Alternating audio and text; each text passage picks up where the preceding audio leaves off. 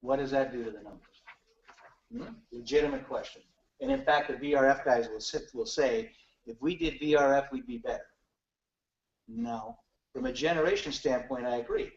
Because the efficiency of the system is merely a function of the heat sink temperature. So whether it's VRF or whether it's geothermal or some other fluid, air as an example, if you're rejecting heat to the ground, it's going to be the same efficiency. Then you're down to the distribution energy. Remember the graph we had up there before? What's the most efficient distribution system? Water, right? So yeah, if you did geothermal with VRF, you'd certainly come up with the same efficiencies from the generation equipment, but the distribution energy is significantly different. And I think you're seeing that here. Even in the summer, the geothermal system is more efficient. For example, what Greg is talking about, if you have an elementary school or a big home, it doesn't really matter. If you put individual geothermal heat pumps in each zone, then you're using the water from the hydronic system, which is the least pumping energy that you can attain to get that, to move those BTUs around the building and back to the heat sink.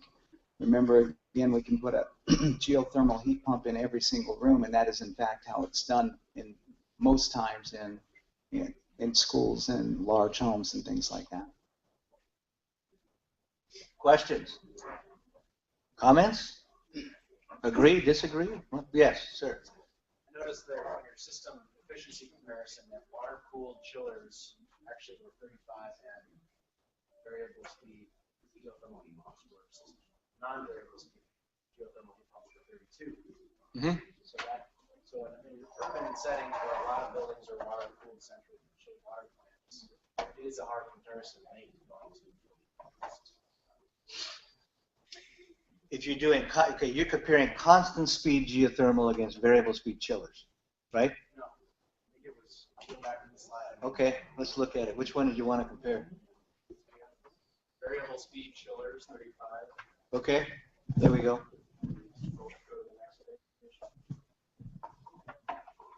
Variable speed closed loop heat pumps. Variable speed closed loop heat. Anyone hear the questions, by the way? Oh, 33. I see what you're saying. Okay. So we're going to compare a chiller right here. Yes. Okay. The reason for that is that with chillers, they're bigger as compared to a 5-ton heat pump. So when you get the bigger equipment, you can make it more efficient because you can design the heat exchanger to optimize all that. When you're dealing with a little 5-ton guy, the condensing surface area is pretty fixed. Whereas if I'm in a chiller, I can do all sorts of other things. Also, that number right there, what I didn't tell you, that's a frictionless chiller. Anybody familiar with the frictionless magnetic bearing chillers? So that's the most efficient guy that you can get. Did you analyze using geothermal with the maglev chiller? Geothermal with a maglev chiller? I did not. That's an interesting one. That would be very efficient. The assumption is all distributed. Yes, this is distributed heat pumps, correct. Right. This would not be a central heat pump. That's correct. Yeah. Interesting question. I hadn't thought about that. Yes, way at the back of the room. I think you said that variable speed has 20% higher efficiency at peak than constant speed. I hadn't heard that before. So could you explain why the variable speed is more efficient at peak conditions? It's not more efficient at peak. It's the IEER that's more efficient. The average. Okay, right? Let's go back. I'll show you the graph. I'll show you the bar chart again. Well, he's getting the bar chart again in chapter 14. I sound like I'm selling the book, but Greg does an excellent job of explaining this. Sell the book. Yeah, I'll sell it. He really does. He probably, I wouldn't doubt that he spent 500 hours of man hours on that part. I know him well through it. Okay, here's the chart. The black line is the full load EER. It's the same whether it's constant or variable speed. Where you pick up the extra 20% is the part load efficiency. Yeah, that makes sense. That makes sense to you? Yeah.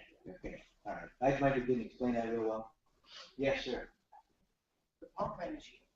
In geothermal, your pump energy would be much more to when you circulate water in the ground room. Okay, all right, that's a legitimate, Pump yeah. energy and the Okay, great question. All right, let's back up here. All right, there we go. Okay, what he's suggesting is that with a geothermal loop, you've got a lot more pipe, right? Yeah. Okay. Let's just do a mental calculation. Yogi would say I'm mentally thinking. Right? Okay, let's assume that this is the pipe in the building, right? We haven't accounted for the extra pipe in the geothermal loop, right? And I'm just going to start right here at 500 feet. Let's say I got another 500 feet of pipe, correct? All right, we're going to do a single pipe. That number there is about 3% at 500 feet. Let's double that and go to 1,000 feet. So I add another 3% onto the 3, I get to 6%. That's still significantly lower than what's up here. Significantly lower, even by doubling the length of pipe. And here's the reason. Look at the velocity compared to these other transport systems. Significantly lower.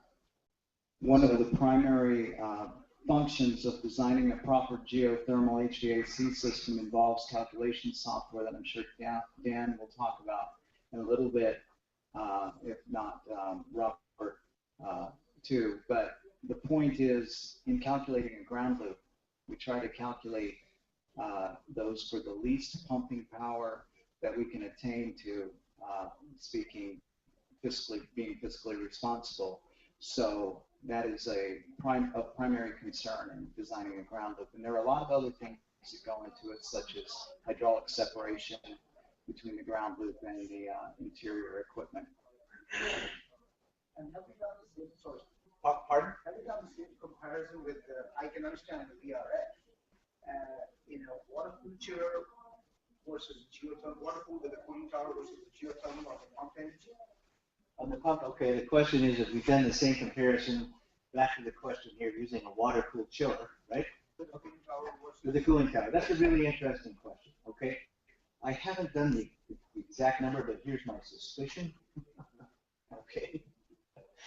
I've doubled my length of pipe here, so I'm at roughly 3% of my total of my compressor horsepower. All right. If we're going to do a water-cooled chiller, I eliminate the extra 500 feet of pipe.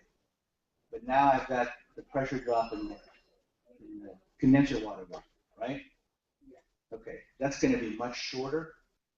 I mean, you're not going to have 500 feet of pipe in a typical cooling tower loop. So I'm thinking maybe worst case is probably a toss-up. But in ground loop, our length of pipe goes up substantially. Like I'm not looking at 500 feet. Like I don't know. Generally, I'm not out of this country, so I can't talk much about that. But as far as I know, that 300 feet loop, 300 feet bore with a 600 feet pipe, like in and out, gives you a output capacity of about 12,000 to 18,000 BTU. So if you're looking at, take an example of about a 200-ton chiller. So if you're looking at 600 into 200, that kind of length of pipe. Oh, I see what you're saying. Okay, which was So your that suggestion goes is, across yeah, 600 okay. to 200. All right. That is 1,000 feet pipe.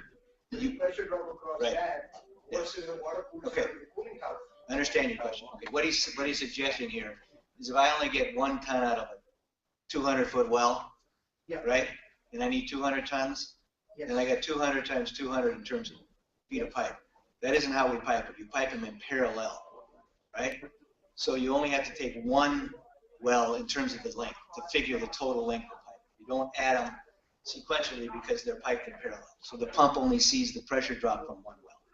I think there is potentially some truth that you could have higher pumping costs, which we from geothermal compared to a cooling tower. However, you have to keep in mind that the cooling tower also has other energy consuming devices on it to help the fan.